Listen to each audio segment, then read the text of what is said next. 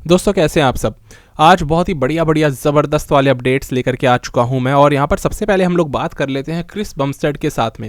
हाल ही में Chris Bumstead एक post डालते हैं और ये लिखते हैं कि 3 हफ्ते से ऊपर हो गए उनको जिम में कदम रखे। क्रिस कहते हैं कि अब उनको थोड़ा सा क्रेजी लग रहा है क्योंकि आदत पड़ जाती है बॉडी बिल्डर्स को ट्रेनिंग करने की, जिम करने की, तो उसके बिना नहीं रहा जाता। और फिर क्रिस ये लिखते हैं इसके बाद कि उनकी बॉडी ने इस साल बहुत झेला है, बल्कि पिछले 10 सालों से ही उनकी बॉडी लगातार झेल रही है, काफ़ी ज़्यादा स्ट्रेस ले रही है, तो अब शायद वो एक ब्रेक डिजर्व करते हैं। पर अभी इन्होंने ये बोला है कि ये अपनी मोबिलिटी को स्टार्ट करेंगे, अपना प्रीहैब अभी स्टार्ट करने वाले हैं बहुत ही जल्दी। ये जो हम इनकी वीडियोस देख रहे हैं इनकी पुरानी वीडियोस है। तो बमस्टेड अभी जिम नहीं गए, 3 हफ्ते से ऊपर हो गए। और अभी जो लास्ट इन्होंने शो खेला था उसको करीबन अभी 2 ही हफ्ते हुए हैं, यानी कि उससे पहले से ट्रेनिंग नहीं कर रहे। पर हमने तो उनको ट्रेनिंग करते देखा था जब ये प्राग गए थे, 2 हफ्ते पहले ये ट्रेनिंग कर रहे थे, क्योंकि हर एक एथलीट करता ही है शो से कुछ 2-3 दिन पहले तक भी ट्रेन करता ही है। तो यहाँ पर शायद इन्होंने इस वाले पर्टिकुलर अपने इस जिम के लिए लिखा होगा कि 3 हफ्ते बाद इस वाले जिम में आकर के ट्रेनिंग कर रहे हैं, क्योंकि ट्रेनिंग तो 2 हफ्ते पहले तक भी ये कर रहे थे। अब यहाँ पर दोस्तों हम बात करते हैं कि आगे का इनका क्या प्लान है। आगे के लिए सिर्फ स्पेकुलेशन ही बचे हैं क्रिस बमस्टेड को लेकर के, क्योंकि अभी अपना एक फ्री टाइम एंजॉय करने के बिल्कुल मोड में आ चुके हैं, तो इनको इतना ज़्यादा हैवी वजन उठाने की भी ज़रूरत नहीं है। तो इस तरीके से क्रिस अभी हमें दिखाई दे रहे हैं। बाकी ये भी डिपेंड करता है कि क्रिस बमस्टेड अपनी फिजिक को कितना ऊपर रखते हैं पूरे आने वाले 1 साल बाद तक भी, क्योंकि 2025 में भी इनकी हाइप बनी रहेगी ये कह के कि ये आ सकते हैं मेंस ओपन में कम्पीट करने के लिए। तो क्रिस का कुछ नहीं पता, और अभी वो भी फिगर आउट कर रहे हैं, कहीं ना कहीं यही दिख रहा है कि वो भी फिगर आउट कर रहे हैं चीज़ों को कि लाइफ को अब आगे और किस डायरेक्शन में लेकर के जाया जाए। रिटायरमेंट तो दोस्तों एक फेज है, इसके बाद बहुत सारी और चीज़ें इनको करनी है। फिलहाल मैंने भी ना क्या करा कि एक वीडियो अब बनानी शुरू कर दी है क्रिस बमस्टेड और आर्नोल्ड श्वार्ज़नेगर का कंपैरिजन स्ट्रेंथ के ऊपर, क्योंकि ये दोनों एथलीट्स बहुत ही अलग तरीके की स्ट्रेंथ रखते थे। आर्नोल्ड भी अपने समय पे एक स्ट्रॉन्ग बॉडी बिल्डर थे, नॉट स्ट्रॉन्गेस्ट, लेकिन वहीं क्रिस बमस्टेड आज के समय पे one of the strongest body builder हैं ओवरऑल सारी डिवीजन्स को अगर मैं मिला करके बात करूं। और यहाँ पर इसीलिए ना मैं इन दोनों बॉडी बिल्डर्स का एक कंपैरिजन वीडियो पूरी बॉडी को लेकर के और पूरे स्ट्रेंथ और ट्रेनिंग टेक्निक्स को लेकर के लाने वाला हूँ। ये वीडियो आएगा दोस्तों कुछ दिनों बाद, और उसके बाद में सीबम की बायोग्राफी 1 जनवरी 2025, क्योंकि बहुत लोग अभी भी शायद कंफ्यूज्ड हैं डेट ऑलरेडी, जबकि मैंने अनाउंस कर दी है अगले साल आएगी बायोग्राफी, करीबन 1 महीने बाद मान लो। यहाँ पर अब हम चलते हैं दोस्तों अगले अपडेट पे। तो ये आ जाता है ब्रेऑन एंसले के ऊपर। ब्रेऑन अभी दोस्तों आए और काफ़ी गट्स वाली उन्होंने एक चीज़ करी, मतलब कि जिसके लिए हिम्मत चाहिए होती है ना, क्योंकि इन्होंने ना खुले आम बता दी अपनी साइकिल। ब्रेऑन एंसले बताते हैं कि इस साल के ओलंपिया के दौरान उन्होंने जब प्रेप करी तो उस टाइम पे क्या क्या स्टेरॉइड्स चलाए वो सारी बातें इन्होंने बता दी, और एक एक साइकिल का इन्होंने नाम बताया। यहाँ पर मैंने सारी चीज़ें लिख ली ताकि ईजिली आपको बता पाऊँ। अब यहाँ पर मैं इन चीज़ों को देखो प्रमोट नहीं कर रहा हूँ, ना ही मैं ये चाहता हूं कि आप लोग इस चीज़ से सीख करके इसको कॉपी करो, और जो लोग अभी साइकिल लेते हैं वो इसको लेना स्टार्ट कर दे और इस तरीके से फॉलो करना शुरू कर दे। नहीं, ये सिर्फ इन्फॉर्मेशन के तौर पे मैं आपको एक चीज़ बता रहा हूँ, क्योंकि बॉडी बिल्डर्स के मैं सिर्फ अपडेट्स नहीं देता हूँ, मैं जितनी बातें हो सकती है, जितनी ज़्यादा चीज़ें जुड़ी हुई हो सकती है, मैं सारी बातें बताने की कोशिश करता हूँ, ताकि आपको उनका माइंडसेट, वो किस तरीके से अप्रोच करते हैं गेम को, साइकिल कितनी चलाते हैं, खाना कितना खाते हैं, सब चीज़ें बता पाऊँ। यहाँ पर इन्होंने सबसे पहले बताई बात टेस्ट सिपियोनेट की, जो एक one of the famous steroid compound माना जाता है। ये कहते हैं कि ये लेते हैं 300 mg पर वीक। इसके बाद ब्रेऑन बताते हैं कि मेस्ट्रॉन प्रोपेनेट ये लेते हैं 300 mg पर वीक। फिर ये लेते हैं प्रिमोबोलिन एनेंथेट, और वो भी 300 mg पर वीक, यानी 900 mg की तो साइकिल अभी हो गई। इसके बाद ब्रेऑन ने बताया कि ये ट्रेन एसीटेट और ट्रेन एनेंथेट का एक ब्लेंड लेते हैं, जो कुल मिलाकर के बनता है पूरे हफ्ते में 200 mg पर वीक। तो ये अभी तक अगर आप कैलकुलेट करो तो बनता है 1100 mg। इसके बाद ये कहते हैं नोल्वाडेक्स भी ये लेते हैं और एरिमिडेक्स भी ये लेते हैं। अब नोल्वा और एरिमिडेक्स ऐसी दवाई होती है, एरिमिडेक्स स्पेशली, जो वैसे तो ब्रेस्ट कैंसर को ट्रीट करने के लिए वुमेन के लिए यूज होती है, लेकिन बॉडी बिल्डर्स इसको लेते हैं टू ब्लॉक एस्ट्रोजन। एरिमिडेक्स जो होता है वो होता है एक एरोमेटाइज इनहिबिटर, जो खास तौर से काम ये करता है कि बॉडी में एस्ट्रोजन को ही प्रोड्यूस होने से रोकता है, वो एस्ट्रोजन जो टेस्टोस्टेरॉन से टूट के बनता है। तो थोड़ा सा टेक्निकल ज़्यादा है, इसलिए मैं बहुत ज़्यादा एक्सप्लेन नहीं करूँगा। इसके लिए कभी कोई अलग से वीडियो अगर मुझे बनानी पड़े पूरी साइकिल के सारी चीज़ों को समझाने की, तो मैं एक डेडिकेटेड वीडियो बनाना चाहूँगा। पर मुझे पता होना चाहिए कि आप लोग इस तरीके की अगर नॉलेज को, इस वाली एजुकेशन को लेने के लिए इंटरेस्टेड हो, तभी बनाऊंगा। तो एक तो एरिमिडेक्स ये लेते हैं, दूसरा ये लेते हैं नोल्वाडेक्स। अब नोल्वाडेक्स भी एस्ट्रोजन ब्लॉकर ही होता है, पर वो एस्ट्रोजन को प्रोड्यूस होने से नहीं रोकता, बस एस्ट्रोजन को अपना काम करने से रोकता है। लेकिन काफ़ी बार ये भी देखा गया कि ये ड्रग, कुछ स्टडीज़ बताती हैं कि 142% तक भी टेस्टोस्टेरॉन बूस्ट कर देता है। एक वेबसाइट deccanherald.com की अगर माने तो अगर आप 20 mg रोजाना नॉल्वाडेक्स लेते हो 10 दिनों तक तो 142% तक ये आपके टेस्टोस्टेरोन को बढ़ा सकता है। तो ये बहुत ही एक इंटरेस्टिंग चीज है। इसके अलावा यहाँ पर ब्रायन एंसले लेते हैं HGH यानी ह्यूमन ग्रोथ हार्मोन 4 IUs हर दिन, और सैटरडे संडे ये नहीं लेते। ये सारी बातें इन्होंने बताई हैं। और लास्ट 2 हफ्ते जब आते हैं कंपटीशन होने में यानी ओलंपिया होने में, तो ये हेलोटेस्टिन भी ऐड कर देते हैं और फर्स्ट वीक में 20 mg, सेकेंड वीक में 40 mg कर देते हैं, ट्रेनिंग से पहले उसको लेते हैं। और ये एक हार्शेस्ट ड्रग है जो आप ले सकते हो अपनी लीवर की, किडनी की, सब चीज़ों की बैंड बजाने के लिए। बहुत ज़्यादा हार्श होती है लेकिन रिजल्ट भी बहुत ज़्यादा देती है, इसलिए बहुत ही कम लोग इसको चला पाने की भी हिम्मत करते हैं। तो ये पूरा इन्होंने इतना डिटेलिंग में अपनी पूरी साइकिल बता दी कि अब इसमें कुछ भी छुपाने के लिए नहीं बचा। जो बचा है वो बचा है यकीन करने के लिए। इतनी कम साइकिल पे क्या प्रेप इस लेवल की जा सकती है कि आप ओलंपिया में 4th या 5th पे आ सकते हो। बल्कि ब्रायन एंसले ने ओलंपिया भी 2 बार जीता हुआ है क्लासिक फिजिक में। तो ये चीज़ बिलीव करनी बहुत सारे लोगों के लिए शायद मुश्किल हो सकती है, क्योंकि अगर आप टोटल साइकिल इनकी कैलकुलेट करो, मेनली जो ऊपर के कंपाउंड्स अगर मैं ट्रेनबोलोन तक मिला करके बताऊं तो सिर्फ 1100 mg होते हैं। बाकी दूसरी ड्रग्स तो एस्ट्रोजन ब्लॉकर हैं, ह्यूमन ग्रोथ हार्मोन भी ये ले रहे हैं, हेलोटेस्टिन भी ये ले रहे हैं। अगर हेलोटेस्टिन भी आप जोड़ लेते हो तो ये कुल मिला के बनता है 1240 mg एनाबॉलिक स्टेरॉइड्स, जो बहुत ज़्यादा नहीं है। लोग आमतौर पे 2-2 ग्राम, 3 ग्राम, 4 ग्राम तक भी चले जाते हैं सारे साइकिल के कंपाउंड्स मिला करके। तो ये इतनी ज़्यादा ट्रांसपेरेंसी रखना बहुत बड़ी बात है। अब मुझे ये वाली चीज़ लगती है कि शायद ब्रायन एंसले झूठ नहीं बोल रहे, मुझे ऐसा लगता है, क्योंकि अगर किसी को कुछ नहीं बताना होगा ना तो इतना भी क्यों बताएगा। ऑनलाइन आ करके यूट्यूब पे वीडियो डाल करके आप अपनी पूरी साइकिल बता दे रहे हो तो फिर बिल्कुल भी नहीं बताना चाहिए, क्योंकि यार ये टॉप IFBB प्रोज होते हैं, ये ज़्यादा करके तो अपनी साइकिल कभी बताते ही नहीं है। कितनी बार लोग पूछते रह जाते हैं कि अपनी साइकिल बताओ, ये लोग नहीं बताते क्योंकि उससे कोई फ़ायदा नहीं है। लेकिन अगर कोई बता रहा है तो मुझे ये नहीं लगता कि वो फिर आधी बात छुपाएगा। ये मेरा लॉजिक है। बाकी आप लोगों को क्या बिलीव है इनकी साइकिल पे, ये जो उन्होंने बताई, बताना ज़रूर। और अभी ये तो नहीं बोला ब्रायन एंसले ने कि वो अगला शो कब खेलने वाले हैं, लेकिन हाँ इनका ऑफ सीज़न अब शुरू हो चुका है, इन्होंने ऑफिशियली अनाउंस पहले ही कर दिया था।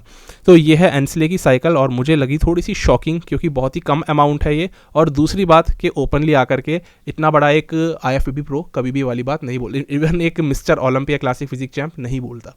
यहाँ पर दोस्तों अगर हम चले अगले अपडेट पे तो ये आ जाता है द कॉन्करर विलियम बोनैक के ऊपर। तो विलियम ने बोल दिया कि इनका सेकेंड वीक यानी दूसरा हफ्ता चल रहा है 2025 की प्रेप के लिए, और इनका वजन 109 किलो से अब 112 किलो तक पहुंच चुका है एम्प्टी स्टमक।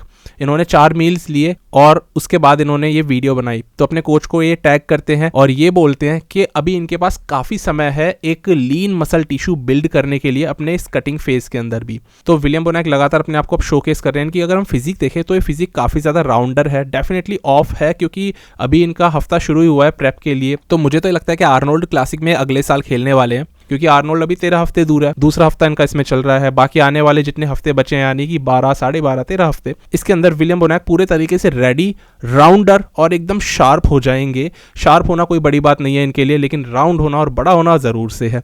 तो देखते हैं इनका वजन अब कितना ऊपर जाने वाला है। और ओलंपिया में तो थोड़े छोटे दिखे थे लेकिन बहुत हाई क्वालिटी मसल्स के साथ में दिखे थे। क्या वही हाई क्वालिटी मसल्स ये आर्नोल्ड क्लासिक या किसी और आने वाले प्रो शो में 2025 के सीजन में दिखा पाएंगे?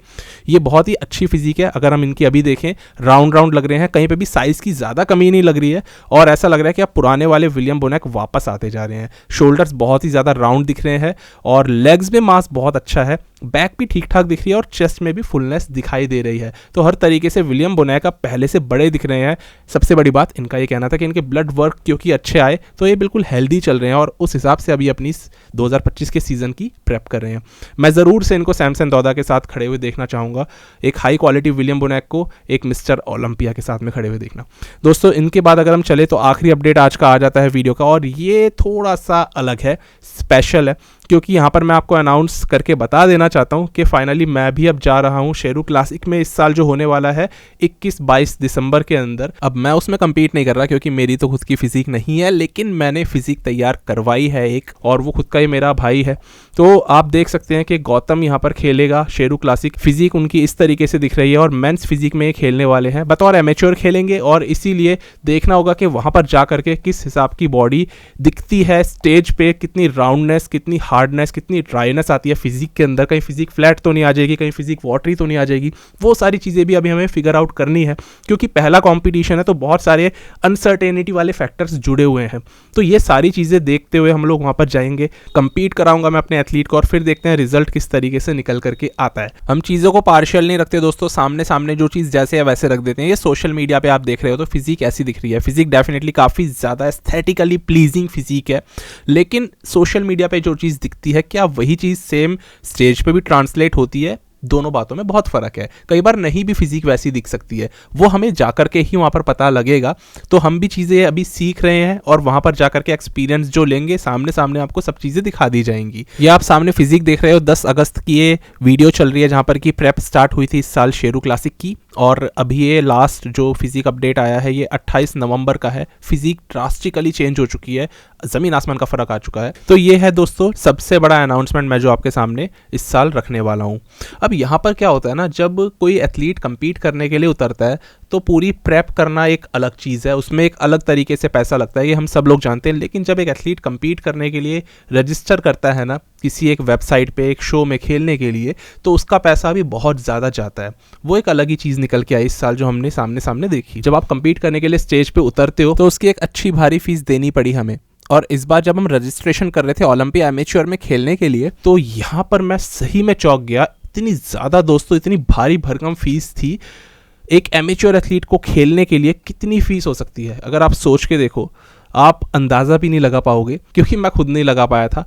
यहाँ पर ये फीस चार्ज करी जा रही है 29,500 रुपये। स्टेज पर चढ़ने के लिए कितना टाइम मिलेगा? मुश्किल से शायद 10 सेकंड, सोलो पोजिंग में इतना ही टाइम देते हैं ना, तो ये 10 सेकंड या उससे भी कम टाइम मिले हमें, यानी एक एथलीट को खुद को दिखाना है, उसके लिए इतना ज़्यादा फीस चार्ज करी जा रही है। और दोस्तों मैं हैरान हो गया ये देख करके, जब मुझे पता लगा कि ये फ़ीस सिर्फ इंडिया तक ही सीमित नहीं है, बल्कि जो दूसरे वर्ल्ड वाइड एनपीसी के शोज़ हो रहे हैं ना, ग्लोबली ये फ़ीस ये लोग लगभग इतनी ले रहे हैं। क्योंकि मैंने अभी एक और शो होने वाला है 13 तारीख को, शो का नाम है एनपीसी नेशनल चैंपियनशिप, टेक्सास के अंदर होने वाला है। यहाँ पर आप देखोगे $375 की रजिस्ट्रेशन फ़ीस है। अगर उसको मैं कन्वर्ट मारता हूँ तो लगभग 31,000 रुपये बनेंगे। तो 31,000 रुपये वहाँ पर लिए जा रहे हैं, 29,500 यहाँ पर लिए जा रहे हैं, लगभग वही अमाउंट हर जगह लिया जा रहा है। ये कितना ज़्यादा है। अब दोस्तों मैं आपको एक चीज़ बता देना चाहता हूँ, फॉरेन कंट्री में जो लोग कमाते हैं ना, जिस हिसाब से अर्निंग है, हो सकता है उनके लिए 29,500 या 30-31,000 रुपये देना बहुत बड़ी बात ना हो। इंडिया के एथलीट के लिए ना ये पैसा बहुत ज़्यादा है। इंडिया में आदमी की इनकम ही इतनी नहीं है, चाहे कोई भी हो। मैं आपको एक एग्जांपल देता हूँ, यूट्यूब इंडिया, एक अप्रॉक्सीमेट आइडिया समझ के चलना, जब 50,000 व्यूज़ आते हैं ना वीडियोस पे, बहुत लोग पूछते हैं ना कितने व्यूज़ पे कितना पैसा मिलता है, मैं आपको अंदाज़ा देता हूँ, जब 50,000 व्यूज़ आते हैं ना, अप्रॉक्सीमेटली 3,000 रुपये बनते हैं। और ये बहुत अच्छा अमाउंट बता रहा हूँ। वहीं जब बाहर फॉरेन कंट्री में सेम वीडियो पे 50,000 व्यूज़ आएंगे तो ये पैसा बनेगा 30,000 रुपये। अप्रॉक्सीमेटली 10 टाइम्स ज़्यादा पैसा बाहर कमाया जाता है, और यूट्यूब इंडिया 1/10 पैसा दे रही है। रीज़न, क्योंकि इंडिया में चलने वाले एडवर्टाइजर्स उतना पैसा देते ही नहीं है वीडियो पे, जो बाहर में चलने वाले एडवर्टाइजर्स दे देते हैं। इस बात को रखने का पॉइंट क्या है, हर चीज़ इंडिया में कम होती है, पैसा भी हम लोग कम कमाते हैं। यूट्यूब का एग्जाम्पल इसलिए दिया क्योंकि इस पे मैं काम करता हूं, तो समझ रहे हो फर्क। उनके लिए 30,000 रुपये देना शायद उतनी बड़ी बात नहीं है, हमारे लिए बहुत ज़्यादा बड़ी बात है। इससे ऊपर कोई पैसा लेता ही नहीं। अगर इंडिया की किसी फेडरेशन का भी कंपैरिजन में अभी करूँ ना, एक अगर फेडरेशन हम उठाते हैं IBBF या कोई भी और फेडरेशन, वहाँ पर अगर कोई एथलीट खेलना चाहता है men's physique, classic physique, men's bodybuilding, लगभग 1,000 रुपये से लेकर 3,000 रुपये के बीच में ही शो की फीस होती है। यहाँ पर 30,000 रुपये है, और ये अभी और इसमें खर्चे हैं जो मैंने गिनवाए नहीं, अभी वो भी गिनवाता हूँ। अब मैटर ये नहीं करता कि ये पैसा शेरू एंग्रिश या शेरू क्लासिक की फेडरेशन ले रही है या फिर ग्लोबली एनपीसी ले रहा है। एथलीट की जेब से तो पैसा जा ही रहा है ना, एथलीट तो रजिस्ट्रेशन करवा ही रहा है ना, पैसा चाहे कोई भी ले रहा है। मैटर ये करता है कि पैसा कितना ज़्यादा लिया जा रहा है वर्ल्ड वाइड। एनपीसी को ओन यहाँ पर करते हैं जिम मैनियन, टाइलर मैनियन, उनके जो ग्रैंडसन है, वो लोग पूरी इस फेडरेशन को चलाते हैं, और कितना ज़्यादा हाई चार्जेस करते चले जा रहे हैं लगातार, लगभग 30,000 रुपये इस चीज़ का। इसके बाद में एनपीसी की एक रजिस्ट्रेशन फीस होती है, जिसके लिए 4,200 या 4,500 रुपये हम लोग पहले ही दे चुके हैं। ये फीस तो वर्ल्ड वाइड जाती है, तो ये भी इन्होंने ऐड कर दी है। अब वो भी आप जोड़ो, लगभग 5,000 रुपये आप और जोड़ो, ये हो गया 35,000 रुपये। इसके बाद में अगर आप टैनिंग करवाते हो, तो मेरे को ये चीज़ अभी बताई गई है कि टैनिंग जो है वो ऑप्शनल है, यानी 7,000 रुपये ये लोग टैनिंग के भी अलग से लेते हैं। अगर वो भी आप जोड़ लेते हो तो 35 + 7 = 42,000 रुपीज़। ये बहुत ज़्यादा है जो ये मैनियन परिवार आपसे ले रहा है। और कभी 25 प्रो कार्ड दे रहे हैं, जैसे अभी ये होने वाला है मुंबई प्रो शो। बाहर जो अभी मैंने आपको टेक्सिस का शो बताया, जानते हो उसमें कितने प्रो कार्ड दे रहे हैं लोग? 100 प्रो कार्ड। तो प्रो कार्ड दबा करके छाप रहे हैं और पैसे भी। तो ये मैं यहाँ पर इसमें ये पॉइंट करना चाहता हूँ कि ये शोज़ बहुत ज़्यादा अलग तरीके से चलना शुरू कर चुके हैं आज के समय में। ये चीज़ बिल्कुल एकदम साफ कर देती है कि ये शोज़ एथलीट्स के लिए तो नहीं है यार। ये शोज़ अब जिस हिसाब से पैसा लेने लग गए हैं ना, ये पूरा एक बिज़नेस, बहुत ज़्यादा अच्छा वाला बिज़नेस अब बन चुका है। तो प्रो कार्ड पे प्रो कार्ड मिल रहे हैं, फीस पे फीस बढ़ती जा रही है एथलीट रजिस्ट्रेशन की। यही है एनपीसी का अभी असली रूप। अब यहाँ पर फेडरेशन की गलती है या फिर एक पर्टिकुलरली ऑर्गेनाइज़र की गलती है, वो आप लोग डिसाइड करो। मुझे यहाँ पर फेडरेशन की गलती थोड़ी ज़्यादा लगती है, क्योंकि ग्लोबली मैं ये रेट देख रहा हूँ और मैं उम्मीद कर रहा हूँ कि ये रेट ग्लोबली ऐसा ही होगा। इनफैक्ट कोरियन, चाइनीज़ या जैपनीज़ कंट्रीज़ में या एशियन दूसरी कंट्रीज़ में भी ये इतना ही रेट लेते होंगे, क्योंकि मैंने कुछ वेबसाइट्स अभी देखी थी अलग अलग मसल कॉन्टेस्ट की या दूसरी वेबसाइट्स। ये लोग चार्ज कर रहे हैं, $200 भी चार्ज कर रहे हैं, $150 चार्ज कर रहे हैं, $300 भी चार्ज कर रहे हैं। तो रेट इनके फ्लक्चुएट भी कर रहे हैं, ऐसा नहीं है कि एक ही रेट ले रहे हैं। और वो डिपेंड करता है कि कॉन्टेस्ट ये किस लेवल का करवा रहे हैं और कॉन्टेस्ट में कैटेगरी कौन सी है। लेकिन मैं ये स्ट्रांगली बिलीव करता हूँ एटलीस्ट इंडिया के लिए इनको रेट कम करना चाहिए था। चलो 7,000 रुपये टैनिंग की जो ये लोग फीस ले रहे हैं वो तो ऑप्शनल है, टैन चाहे ना भी करवाओ, बट प्रो टैन करवाना पड़ेगा। वो मैंडेटरी एनपीसी के रूल्स ही ऐसे हैं कि प्रो टैन होना चाहिए, कोई और टैन नहीं होना चाहिए। पर टैन इनसे करवाना ज़रूरी नहीं है, प्रो टैन खुद से भी लेकर के आ सकते हो। ये वाली चीज़ अभी मुझे कंफर्म हो गई है ऑर्गेनाइजर्स की ओर से। तो ये चीज़ मैं हर एक चीज़ सामने रखता हूँ, जो चीज़ें मुझे सामने से पता लगती हैं, क्योंकि हर पहलू रखना ज़रूरी है, तभी साफ साफ चीज़ें दिख पाती हैं। लेकिन जो चीज़ मैंडेटरी है वो ये 35,000 रुपया देना है। और जिस हिसाब से अब पैसे बढ़ते जा रहे हैं ना दोस्तों, ये अमीरों का नहीं रईसों का शो हो चुका है। ये बात मैंने इंस्टाग्राम पे भी बोली थी, यहाँ पर भी रिपीट कर देना चाहता हूँ। अब पैसा चाहे कोई भी चार्ज कर रहा हो, ऑर्गेनाइज़र, फेडरेशन, पैसा जा तो एथलीट का ही रहा है। और मैंने जब अपने दोस्तों से इस चीज़ के बारे में बात करी नॉर्मल कन्वर्सेशन के दौरान और बताया कि इतना पैसा लगता है खेलने का शो में, तो उनका सामने से एक ही रिप्लाई आया कि वो लोग फिर बदले में क्या दे रहे हैं, क्या प्राइज़ मनी देंगे फर्स्ट, सेकंड, थर्ड आने वाले को। और मेरे पास इस चीज़ का कोई जवाब नहीं था, क्योंकि मुझे भी नहीं पता कि क्या प्राइज़ मनी दिया जाता है। अभी तक तो देखा नहीं मैंने, एक आध बार दिया था प्रो कार्ड जीतने वालों को, लेकिन हर साल क्या कंसिस्टेंटली ये प्राइज़ मनी दिया जाता है पक्के तौर पे नहीं कह सकते। हाँ, जो चीज़ सबसे बड़ी मिलती है वो मिलता है प्रो कार्ड। बाकी मेरे साथ में एंटीक फिटनेस वाले जो भाई हैं वो भी जा रहे हैं, और एक हमारे भाई हैं Mister Pune, Mister India, Tauseef Momin, तो ये भी जा रहे हैं। एक तरह से अपनी पूरी टीम जा रही है दोस्तों, ऐसा समझ लो शेरू क्लासिक में। देखते हैं रिजल्ट कैसा आता है, चीज़ें ठीक ठाक तरीके से भी चली जाएं तो भी अच्छा है, और अगर नहीं भी जाएगी तो भी कोई बात नहीं। शो शायद मैं कवर लाइव ना कर पाऊँ, क्योंकि मैं उस टाइम वहाँ पर रहूँगा, तो अपडेट्स देना पॉसिबल नहीं है, क्योंकि यूट्यूब पर वीडियो बना करके डालना हाथों हाथ पॉसिबल नहीं होता है। उसके लिए आपको अलग टाइम चाहिए होता है। तो पूरे दिन या तो मैं शो कवर कर लूँगा या पूरे दिन मैं वीडियो डाल लूँगा, दोनों में से एक ही चीज़ हो सकती है एक बारी में। तो इसलिए शायद आपको इस बार शो डिले देखने के लिए मिलेगा मेरे चैनल पर, या आप अभी से ही मान करके चलना। बाकी जो बैक एंड प्रोसेस होता है ना बॉडी बिल्डिंग शो खेलने का, वो बहुत ज़्यादा टफ होता है। डेफिनेटली आप ये जो फिजिक देख रहे हो ये एनहेंस्ड फिजिक ही है, जब 10 तारीख से शुरुआत हुई थी, और अभी ये जो फिजिक जिस तरीके से बिल्ड हो चुकी है, तो अभी मैंने डिसाइड नहीं करा है, लेकिन पॉसिबली शायद न्यू ईयर पे एनहेंस्ड कोचिंग भी हम लोग स्टार्ट करेंगे। बट बहुत चीज़ें फिगर आउट करनी है मुझे उससे पहले। तो अभी आप में से बहुत सारे लोग रिक्वेस्ट कर रहे हैं कि एनहेंस्ड कोचिंग मैं दे दूं, पर मैं तब तक कोई काम नहीं करता जब तक मुझे खुद पे उस चीज़ की क्लैरिटी नहीं होती। ये वाली जो कोचिंग देता हूँ इसके ऊपर मुझे खुद पे भरोसा है, रिजल्ट्स भी ठीक ठाक प्रोड्यूस कर लेता हूँ, लेकिन एनहेंस्ड को लेकर के जब तक मैं खुद से श्योरिटी नहीं ले लूँगा ना, मैं ये स्टार्ट नहीं करूँगा। हो सकता है न्यू ईयर पे कर दूँ, हो सकता है ना करूँ। अभी के लिए दोस्तों इस वीडियो में इतना ही था, यही थी आज की बड़ी न्यूज़। हम मिलते हैं अगली वीडियो में एक नए टॉपिक के साथ, तब तक के लिए स्टे ट्यून्ड, गुड बाय, शुक्रिया।